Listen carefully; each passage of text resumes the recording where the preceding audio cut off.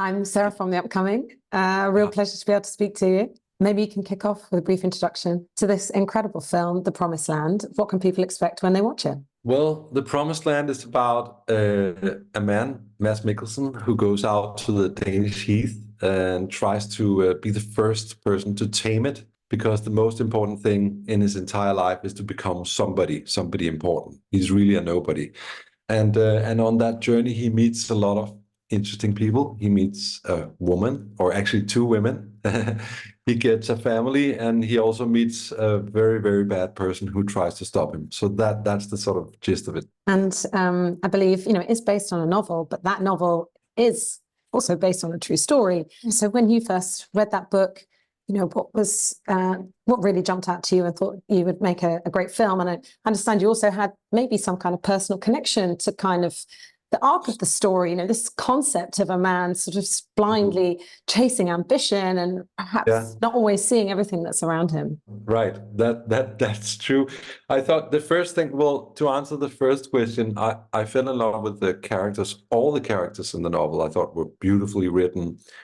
Some were funny, interesting, some were scary and sort of frightened, and I loved the main character, but I really loved some of the supporting characters actually in the novel. I loved the little girl and my moose. I loved Aunt Barbara, the housekeeper, and her journey in the film. For the personal sort of connection I felt to it, it was very much about Ludwig, the main character in the film, is a guy who's been driven by his ambitions to become somebody for 30 years. I didn't have that same kind of ambition to become somebody, but I did have an ambition just to make movies all the time. That was my entire life.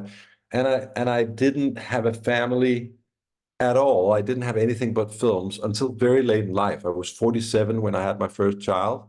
And the moment I got my son was born, I realized that I'd really missed out.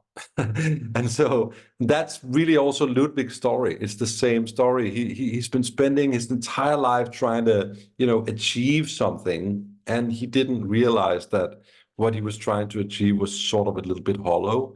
And I think I could relate to that in a sense. So that was the personal part of it. And of course, the whole thing does sort of hinge around this incredible performance from Mads Mikkelsen. I mean, I think everybody knows his prowess as an actor, but, really, it's, really brought to the fore in this film. I mean, I understand he was attached from quite early on, and of course, it's not your first time working with him after the royal affair.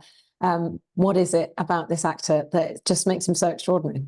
It's a mystery. He's so talented. That's one thing, right? He's extremely talented. He's such a great actor, and he has such an incredible instinct for little moments, like little emotional moments. And one of the things he's able to do, which not many actors can, is he creates a journey for the character that is subtle.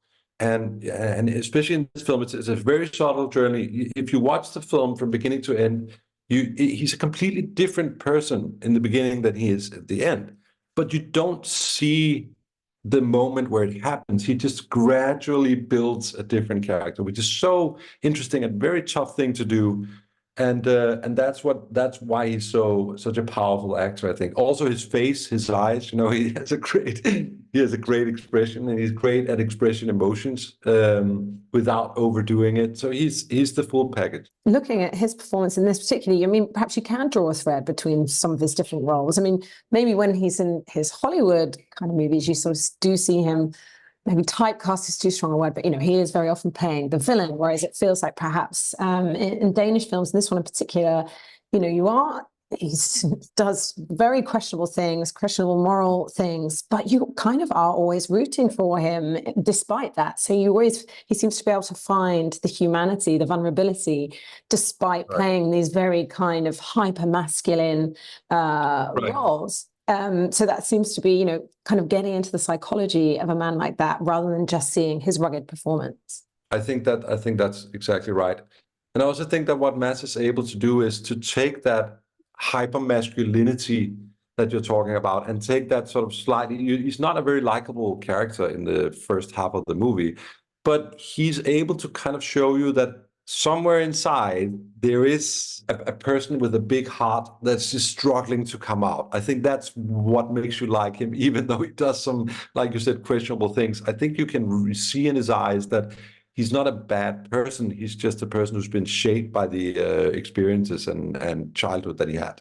And I think also, you know, very crucial to the story is sort of playing off, you know, these male characters, in particular Schenklin, and playing them off against these female characters. And the character of Anna Barbara, I mean, she is phenomenal. And I love the way as well, you know, at the beginning, you're perhaps not even thinking of her as a main character. And obviously, you know, without any spoilers, you know, seeing her come to the surface.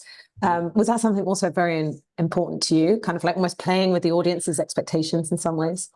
Yes, that's it. It's not often that you're able to succeed in all your goals when you're making movies, but with Anne Barbara, it was certainly that was the exact goal that I had. Me and the actress Amanda discussed a lot, trying to make her as invisible as possible in the beginning, so as to surprise the audience as to how important she was going to be and what her role in the film was ultimately going to be.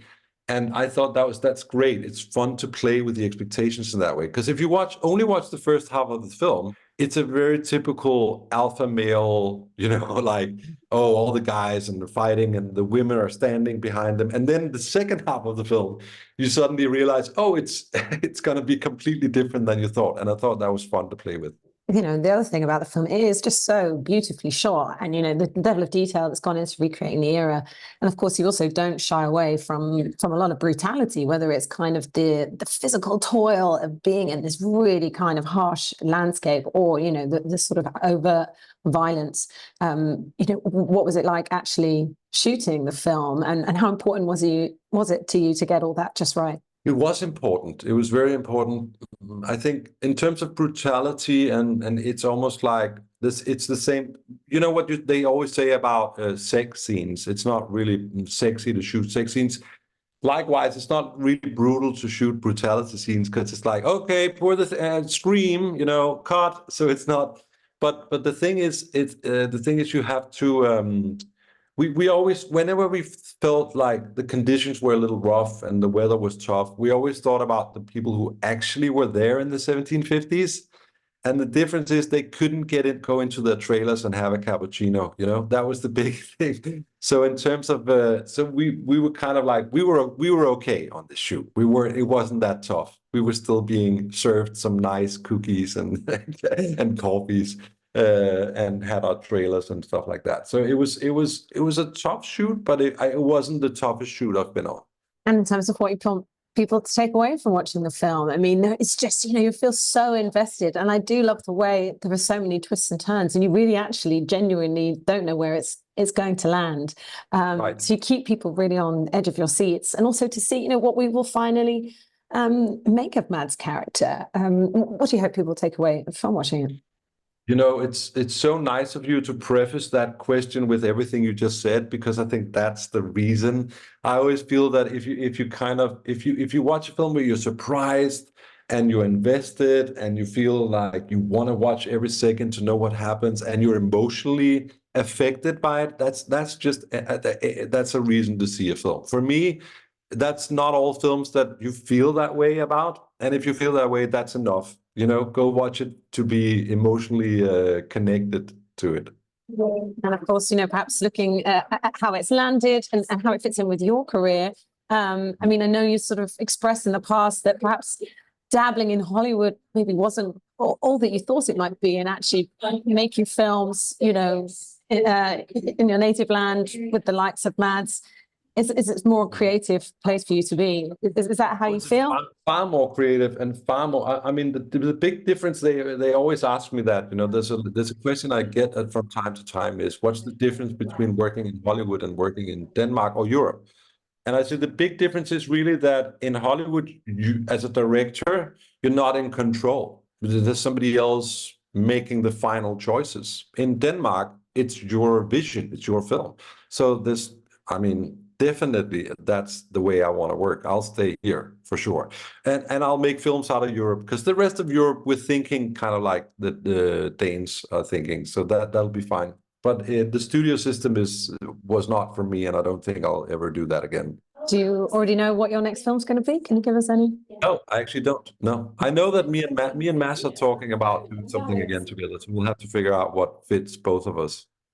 And I did actually get to speak to Mads very briefly at Marrakesh Film Festival. And one of the things he was saying, actually, I don't know if that you feel both have sort of some parallels with that. Like we said at the beginning, maybe he does get a bit typecast in Hollywood. And actually, when he's doing stuff in Denmark, he can play a much more breadth of characters with much more subtlety, with much more nuance. So, you know, there's some benefit to perhaps having a foot in each place. I think so. I think so. Mads always says that the reason he's typecast is the accent. It's a bit the same for us Brits. I feel like we're often like the villains, like, yeah, exactly. Well, thank you so much for sharing that with me, and huge congratulations on the film. Really, it's absolutely amazing, and can't wait for everyone else to see The Promised Land. Thanks a lot. Thanks. Bye-bye. Thank you. Bye. Bye.